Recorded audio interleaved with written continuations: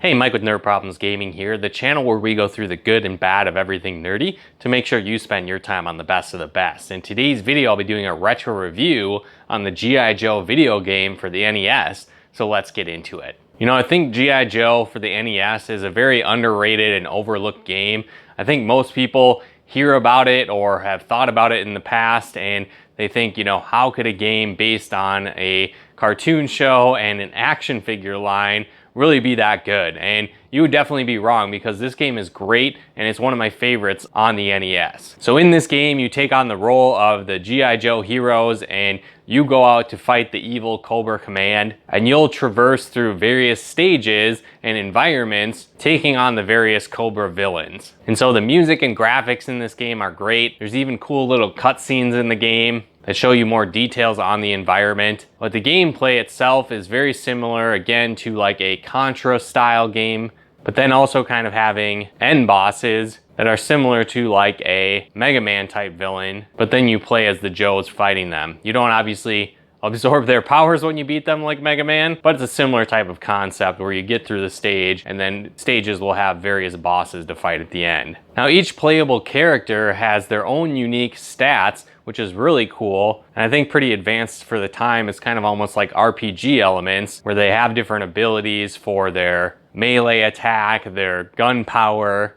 and even jump ability and stamina. And then on top of that, as you play through the levels, you'll find different gun power-ups, ammunition, and even items that will enhance the character's base max life stat. So I think it's pretty cool that it kind of adds those RPG elements into the game as well. So like I said, the characters kind of have their own base abilities that everybody can use. So you've got your melee attack, but this can vary from character to character. Like Snake Eyes, for example, has a sword.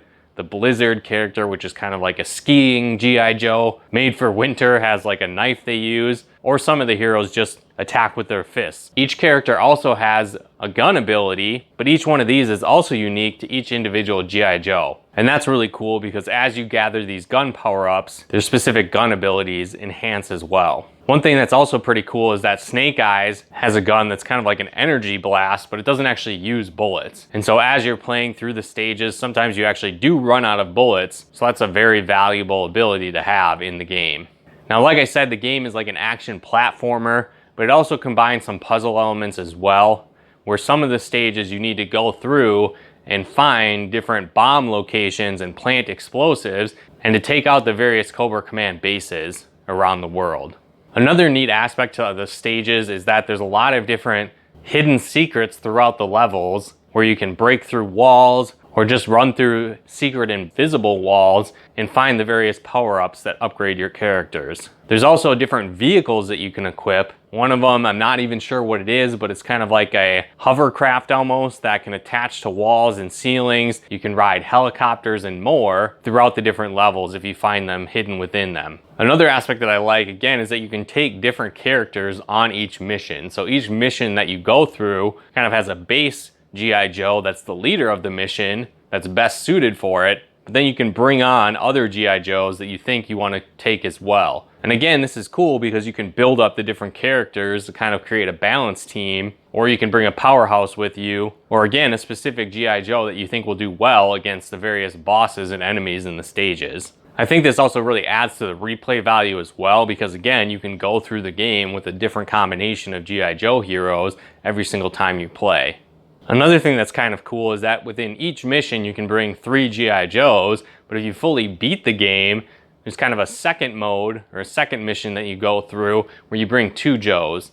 And so it makes the game a little bit harder. The game already is pretty challenging, but there is a password system where you can come back and play and jump into various levels that you may have achieved already. But at the same time, if you do die or get a game over, it makes the game extremely difficult, because if you get a game over, basically all the G.I. Joes that died start over with their base stats again. You keep the advanced life that you've built up, but your gun powers go down to nothing. And so that can be super frustrating if you get really far in the game or have a really powered up character and then they die. This definitely happened to me a lot in Destro's stage, as there's really a lot of intense platforming in that level, and you can get caught off guard throughout the level, but also during the boss fight as well, where you're stuck jumping over different pits and he's shooting these like razor blade energy weapons at you and you need to time it perfectly to jump over the gaps, and if you happen to get hit midair, it can drop you down into a pit and kill you in one shot. I also found running out of ammo was extremely likely in this level as well, making it difficult, and I would definitely recommend bringing Snake Eyes in this level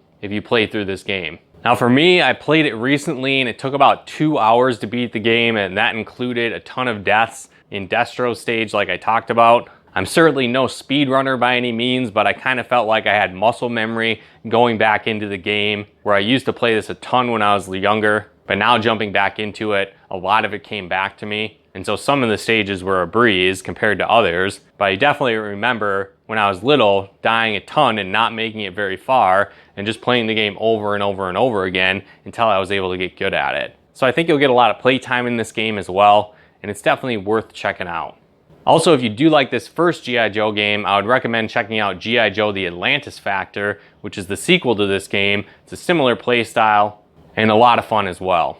But let me know in the comments below if you've played either of these G.I. Joe games. I actually know they came out with the new G.I. Joe game for the Switch. I don't know if any of you have played that before, but let me know in the comments below if you've checked that one out, if that one's fun, if that's worth picking up. Let me know in the comments below. Did you guys watch the G.I. Joe show growing up? Let me know in the comments below. Love to chat about it more with you there. But again, guys, if you enjoyed this video, be sure to smash that like button as it really helps out the channel. And if you haven't done so yet, be sure to subscribe and turn on the bell notifications to get the latest updates of new nerd videos we put out. And if you'd like to help us pick out content, support the channel, and more, become a patron of ours at nerdproblemsgaming.com/Patreon. And if you'd like to plug into our live streams and Let's Plays we do on the channel, you can follow us on Twitch at nerdproblemsgaming.com/Twitch. But once again, thanks for tuning in, and we'll talk to you more soon.